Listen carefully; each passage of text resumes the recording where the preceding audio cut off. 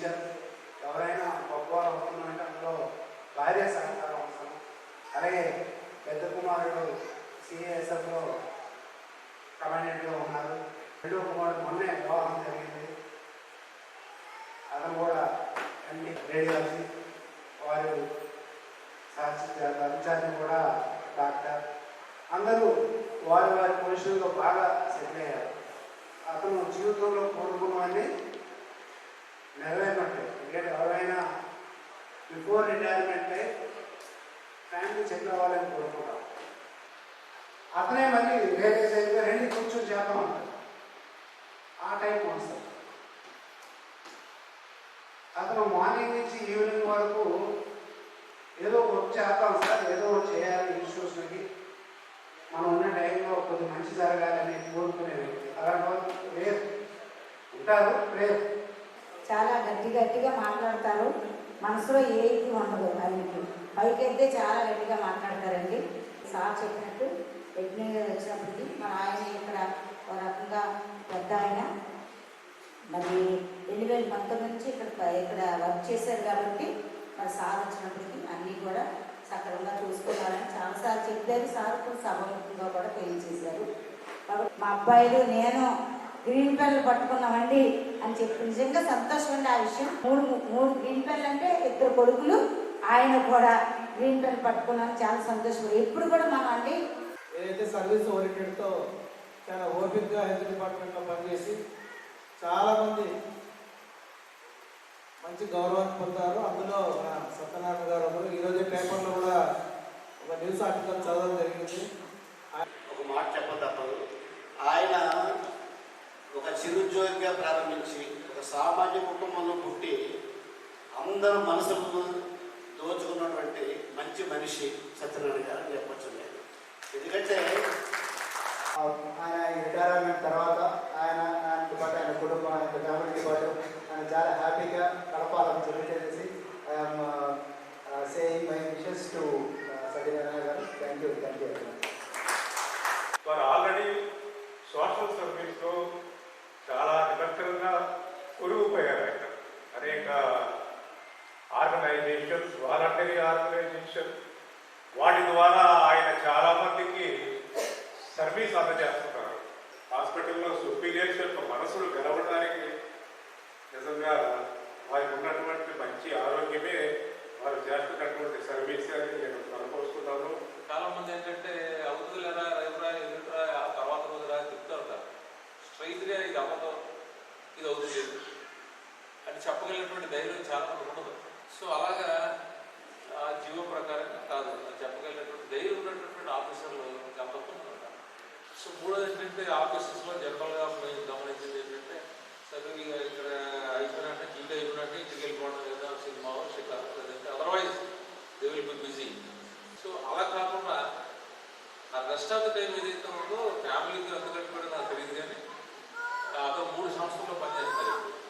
Ambedkar institute of management studies అనేటటువంటి ఒక కాలేజీలో ఆయన పనిచేస్తున్నారు. ట్రస్ట్లో పనిచేస్తున్నారు. ఒక ఐడియాలజీ ఉంటుంది. ఒక ఐడియాలజీ అంటే అంబేద్కర్ ఐడియాలజీ ద్వారానే అతను ముందుకు నడుచే విధాలు. ఆయన వచ్చాక శాలరీ 1st తారీఖు రావడం మొదలైంది. Date of birth certificate A రోజు ఆ రోజు ఇచ్చాడు, డెత్ సర్టిఫికేట్ ఏ రోజు ఆ రోజు ఇచ్చాడు మొదలైంది. ఎంతోమందికి ఎన్నో లాసెస్ ఉన్న ఆ ఇంక్రిమెంట్స్ సార్స్ చెప్పారు.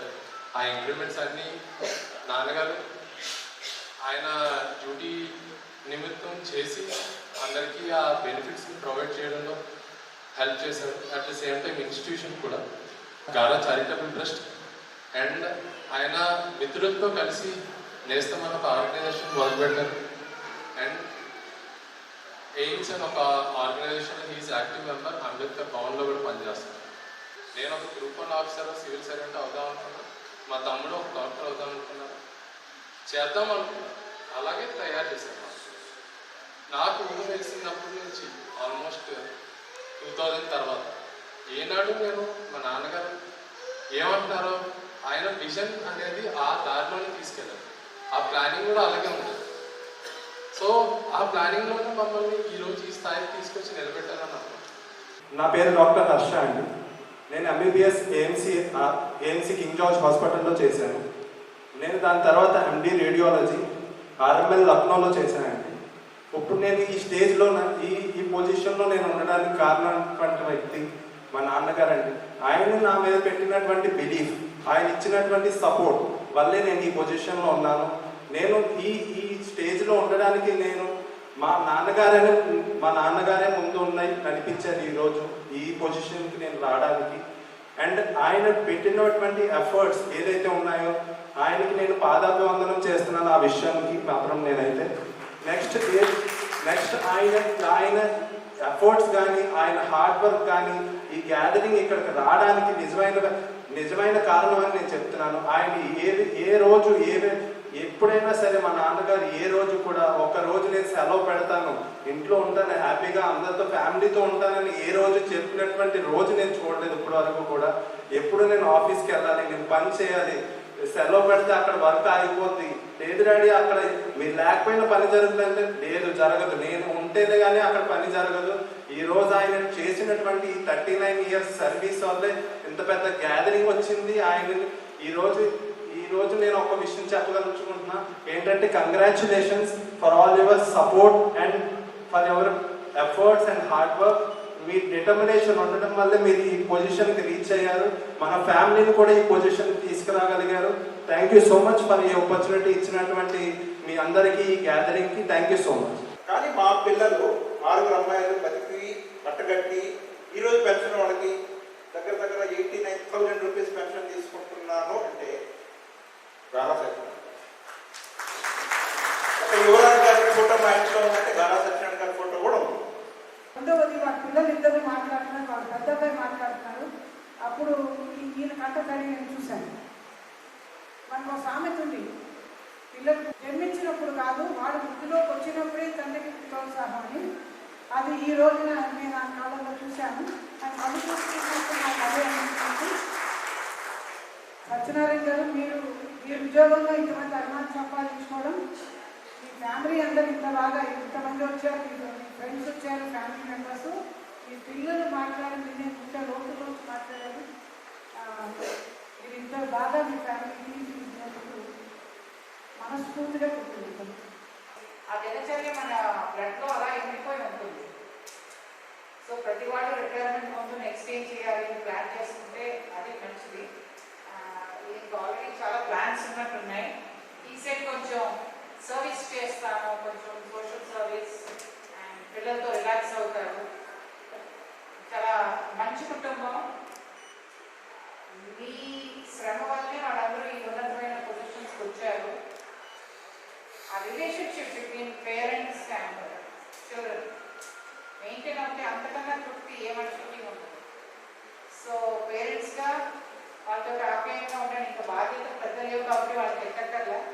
అలాగే పిల్లలకి ఏంటంటే పేరెంట్స్ కొంచెం ఏజ్ అవుతున్నారు చాదస్తాం అనుకునే కన్నా వాళ్ళని నచ్చినవేంటి నచ్చనివేంటి పాయింట్స్ క్లియర్గా 1 to 1 మాట్లాడుకుంటే the relationship between parents and children బాగా మెయింటైన్ అవుతుంది. అంతకన్నా ఏ ఉద్యోగానికి అంతకన్నా సాటిస్ఫాక్షన్ ఏమి ఉండదు.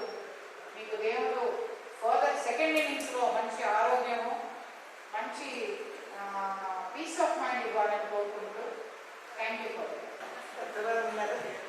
నాకైతే ఎక్స్పీరియన్స్గా మాట్లాడడానికి కాస్త భయం ఎక్కువ.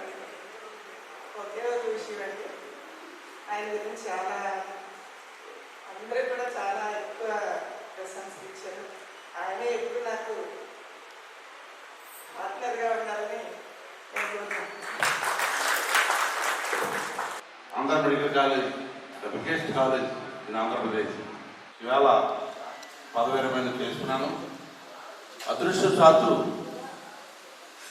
నాకు ఎక్కడ వెళ్ళినా మంచి ప్లేస్, మంచి వాతావరణం చెందాయి.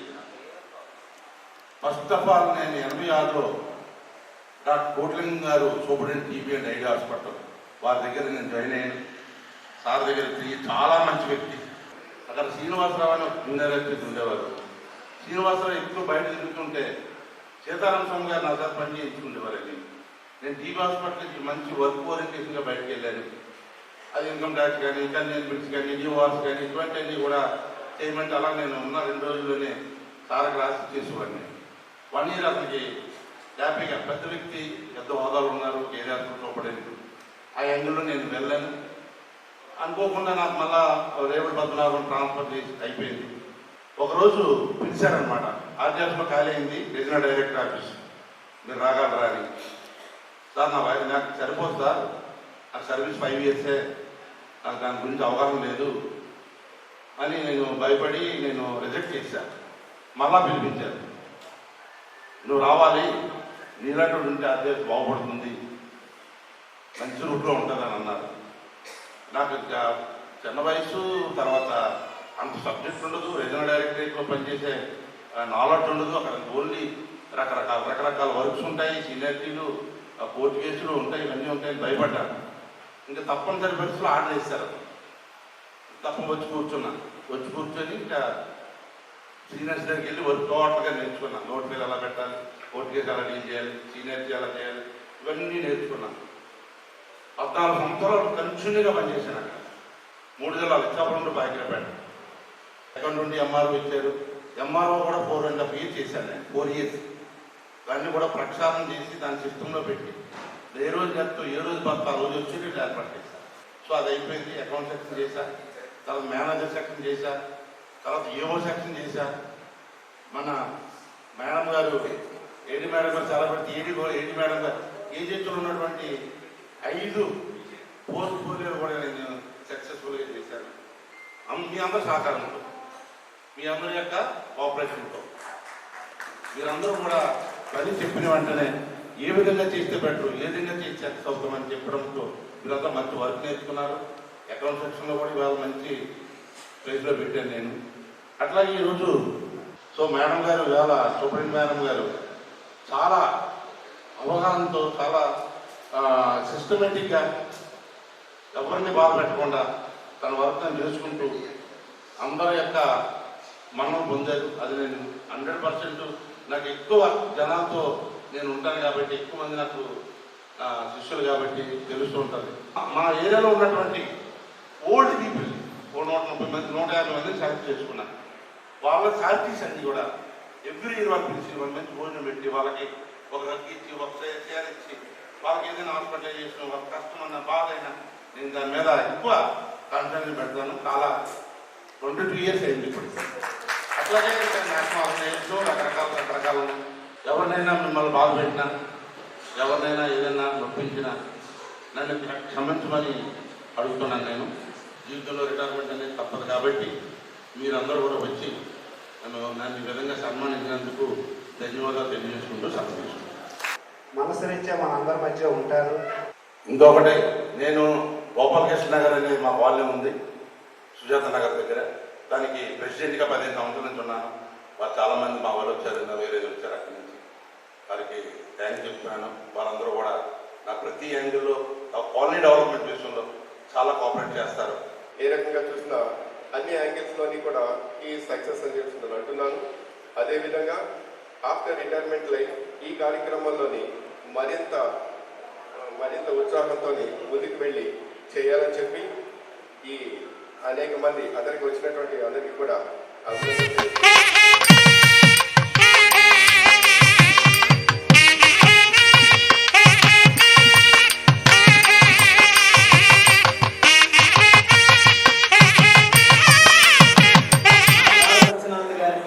మీరు నిబద్ధతతో చేసిన సేవలకి కదా ఈ సత్కారం. చివరిగా కేజీహెచ్ పరిపాలనా అధికారిగా విధులు నిర్వహించి నేడు పదవీ విరమణ సందర్భంగా సేవలకే సామ్రాట్ అప్పయమ్మ తండ్రి తలుపులు ఆశీర్వాదాలు భార్య పాలమర్తి నిర్మలా గారికి 1989 సంవత్సరంలో వివాహమాడి